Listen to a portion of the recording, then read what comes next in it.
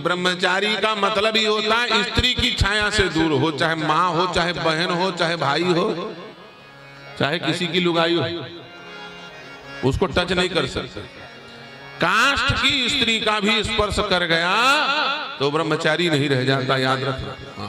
इसलिए जो नाटक नौटंकी आजकल चल रही है ना, हनुमान जी हमारे भाई हैं, हम तो उनको अपना बेटा मानते हैं, हम तो मंदिर में जाएंगे, हम तो हनुमान जी की मूर्ति को छुएंगे, हम तो हनुमान जी को चोला चढ़ाएंगे, बंठाधार होगा तुम्हारा, कोई नहीं बचा सकता था। तुमको पढ़ना तो हनुमान चालीसा दूर से खड़े होके पढ़ लो, हनुमान जी को छुओगे तो मरोगे, बचोगे नहीं,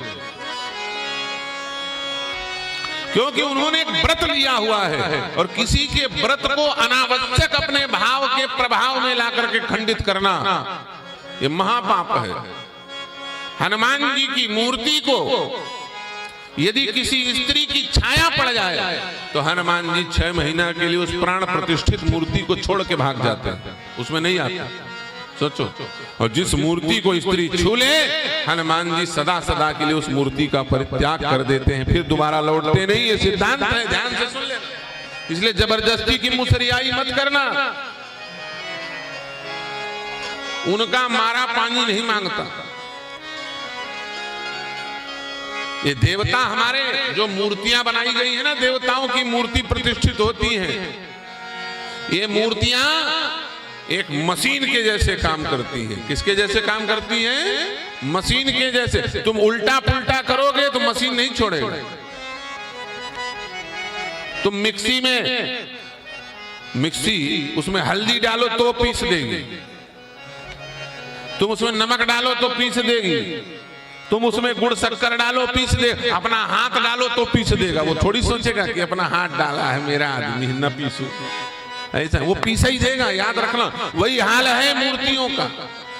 इन मूर्तियों की जो मर्यादा शास्त्र में वर्णित है, उसी के अनुसार अर्चा पूजा करो। इधर उधर आए बाएं साएं करोगे तो जय सिया राम, फिर बचने वाले नहीं हो। तुम मानो चाहे ना मानो, भगवान हमारे बेटा हैं, भगवान हमारे बेटा हैं, और ये करके हम उनको दुनिया भर के पशु चर्बियों से युक्त चॉकलेट का भोग लगा नहीं। अखाद्य वस्तु को भगवान का भोग मत लगाओ। जो स्पर्श करने योग्य नहीं है उन वस्तुओं का भगवान को भोग मत लगाओ। जिस चीज पर प्रश्न चिन्ह पैदा हो गया हो कि फलाने चीज में खाने पर, फलाने चीज में पशुओं की चर्बी मिली है, तुम मैगी बना के भगवान को भोग लगा, ये थोड़ी होता है, गलत बात। जिस चीज में संदेह हो कि स्पर्श करने हो, उसे खाओ मत, उसे छुओ मत, उसे भगवान को भोग मत लगाओ और खुद मत ग्रहण करो, उसका परित्याग कर दो। आजकल सबसे बड़ी विडंबना तो यही है, क्या? शुद्ध देसी घी का भंडारा हल्ला मचाए। किसका? शुद्ध देसी घी का भंडारा। और कितने रुपया का घी? बोले 250 रुपया, 300 रुपया किलो का घी। वो 300 रुपया किलो का घी नहीं है प्यारे, वो 300 रुपया का पशुओं का चर्बी है। क्या है? मांस जला रहे हो भगवान के सामने, चर्बी जला रहे हो भगवान के सामने। आज बांके बिहारी के मंदिर में पैर रखने की जगह नहीं मिलती। जितने समय जाओ उतने समय लोग वहां गाते हैं गोविंद जय जय गोपाल जय जय, गोविंद जय जय गोपाल जय जय। लेकिन भगवान सुनते नहीं। क्यों नहीं सुनते जानते? उनकी आवाज, तुम्हारी आवाज उन तक पहुंच नहीं पाती।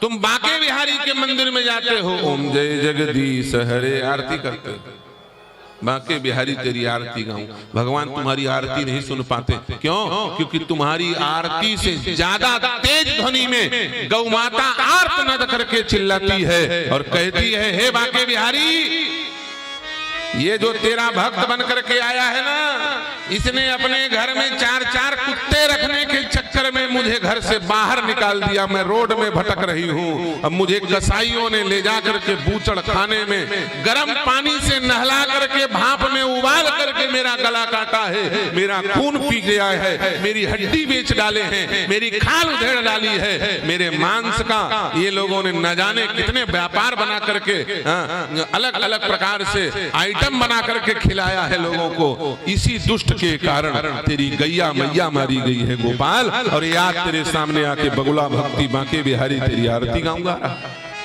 मैं तड़प तड़प के चिल्ला रही थी, कोई बात नहीं, मैं तेरे घर में रहूंगी, मेरा दूध सूख गया है, मेरे दूध भर के पीछे मुझे मत छोड़। मेरे गौमूत्र में इतना गुण है कि मैं तेरी सारी बीमारी समाप्त कर सकती हूँ। मेरे गोबर में इतना गुण है कि मैं धरती को उर्वरक बना सकती हूँ। फिर भी इस दुष्ट ने मुझे घर से बाहर निकाल दिया। पहुंचती है, इसलिए बांके बिहारी अपनी मैया की बात सुने कि कसैया की बात सुने। गाय को बेचने वाला, गाय को घर से बाहर निकाल देने वाला वो हिंदू नहीं, वही कसाई है। याद रखना, गौ हत्या करने वाले को वो अपराध नहीं मिलेगा जो अपराध, जो पाप गाय को घर से बाहर निकालने वाले को है। क्योंकि जब तुमने गाय को बाहर निकाला तब ना ये राक्षस लोगों ने गाय को काटा, और आखिर में तुम ही उसे खरीद के खा रहे हो। गाय की चर्बी घी के नाम पर हवन कर रहे हैं, गाय की चर्बी घी के नाम पर दीपक जलाया जा रहा है, लड्डू बना करके तिरुपति बालाजी में खिला दिया गया सब पूरे विश्व। पशुओं की चर्बी, ये सब हुआ क्यों? तुमने अपनी माँ को छोड़ा, गौ माता को छोड़ा। अरे तुम्हारी माँ 1 साल तुमको दूध पिलाई, 99 साल दूध पिलाने वाली गैया मैया है, तुमने उसको निकाल दिया। किसी भी स्थिति में गौ सेवा करो। अपने घर में गाय नहीं रख सकते बड़े बड़े कॉलोनी में, ये असुर लोग हैं जो ऐसा कानून बनाए हैं। कोई बात नहीं, तुम गौशाला में गौ की सेवा करो। जहां गायें रखी जा रही हो, जहां गायों की निष्ठा पूर्वक, वहां एक गाय को गोद लो, एक गौवंश को भोजन देने का प्रयास करो। सनातनी को नष्ट करने के लिए किसी और शक्ति की आवश्यकता नहीं।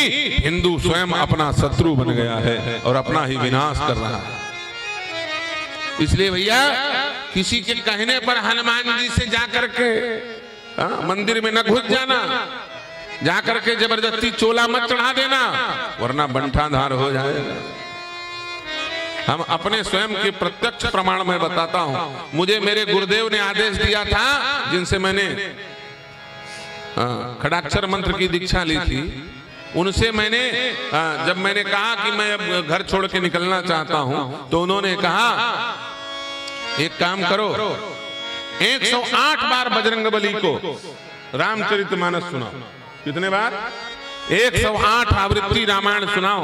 जिस दिन सुना लोगे संपुट लगा करके, अब प्रभु कृपा करो यही भांति, सब तजी भजन करो दिन राती, मोर सुधार सो सभांति, जास कृपा नहीं कृपा अगाती। संपुट लगा करके पढ़ो। जिस दिन तुम 108 बार सुना लोगे और घर नहीं जाओगे, उस दिन मैं मान लूंगा कि तुम बैरागी बनने की योग्य हो। 108 बार हमने 11 महीने में हनुमान जी को रामचरितमानस सुनाया उसी मंदिर में, अपनी जन्मभूमि। जब सुना लिए तब गुरुदेव ने घर से बोले हाँ चलो अब बाबाओं की टोली में शामिल हो जाओ। उसी बीच में एक महिला जो है, जिस मंदिर में हनुमान जी को मैं रामचरितमानस सुनाता था, वो अंदर घुस आती थी मंदिर के अंदर। मैंने कहा चौखट से बाहर चली जाओ, मत आओ अंदर, अंदर मत आओ।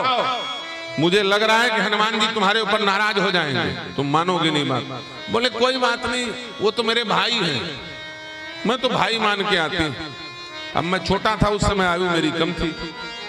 अब वो महिला लगभग 50-60 साल की रही होगी। मेरे भाई हैं। मैंने कहा देख फालतू चक्कर में मत पड़, इनके सामने कोई नहीं टिकता, उटपुटांग काम करोगे किसी को नहीं छोड़ने वाले।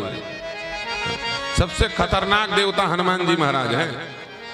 19-20 करोगे निपट जाओगे, कोई बचाने वाला नहीं मिलेगा। आपन तेज समारोह आपे, वो जोश में रहते हैं।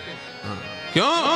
उनके जिह्वा में सदैव अग्नि का वास है। रकारो अनलो बीजम मकारो भानु, रकारो अनलो बीजम अकारो भानु बीजश्च द्वैशास्त्र प्रकाशकम मकारो चंद्रबीजश्च पीयूषम रसवर्धनम, अग्नि और सूर्य का तेज हनुमान जी की जिह्वा में रहता है, नेत्र में रहता है। उनके सामने जाओगे तो ऐसे हाथ मुंह कान करके मच्छर जैसे थोड़ी देखेंगे तुम्हारे तरफ। हनुमान जी के सामने जब जाओगे तो हनुमान जी ऐसे जोश में मिलेंगे, उनके रोम रोम खड़े रहते हैं। क्यों? 24 घंटे राम रसायन पीने वाले बजरंगबली, वो जोश में रहते हैं। राम रसायन तुम्हारे पासा, राम नाम का अमृत उनके शरीर से झड़ रहा है, उनके रोम 24 घंटा खड़े रहते हैं।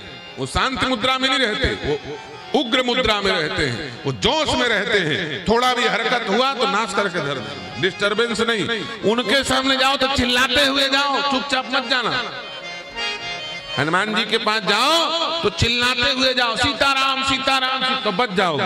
और चुपचाप कहीं गए, अब वो थोड़ा सा भी मचल गए तो भूंज डालेंगे, बच जाओगे, बचोगे। जैसे कोई व्यक्ति ध्यान में बैठा हो और अचानक कुछ अगल बगल से सरसराहट तो हड़बड़ा के देखेगा, और उस समय कुछ हरकत कर डाले तो जैसे आराम नहीं हो जाओ। तो महावीर विक्रम बजरंगी है, बल के समुद्र है, लबालब बल भरा हुआ है, सर्व समर्थ बजरंगबली हैं, राम नाम में मदमस्त हैं। और तुम बिना बोले गुमसुम चले गए चुपचाप, और थोड़ा बहुत ऐसे हाथ इधर उधर कर दे तो तुम सत्यानाश न हो जाओ।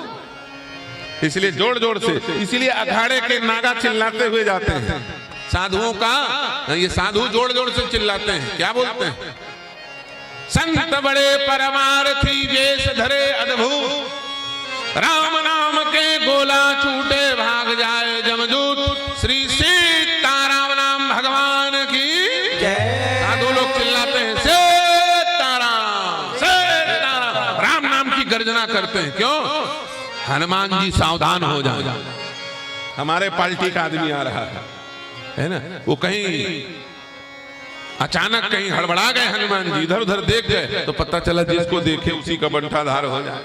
बहुत संभल के जाओ। पावर हाउस है ना, पावर हाउस में रहने वाला भी जब पावर हाउस का स्विच ऊपर नीचे करता है ना, दुनिया भर की सिक्योरिटी लेके जाता है। बजरंगबली वो कोई साधारण नहीं, वो शक्ति पुंज है। मैंने मना किया कि मत जाओ तुम इसके अंदर, वो नहीं मानी।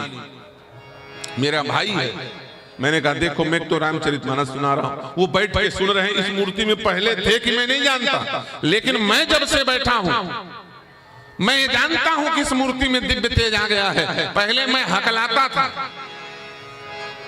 जैसे कोई हकलाते हैं ना, हकला बाबा बाबा आ आ आ आ ऐसा करते हैं ना कई लोग, बोलते समय हकलाते हैं। मैं हकलाता था, ईमानदारी की बात बता रहा हूं। 10 बार रामायण सुनाया, केवल 10 बार हनुमान जी को। मेरा हकलाना बंद हो गया, शब्द प्रस्फुटित होने लग गए, ऐसे चट चट आवाज निकलने लगी। 10 बार मुझे चश्मा लगा हुआ था, 30 बार हनुमान जी को रामचरितमानस सुनाया।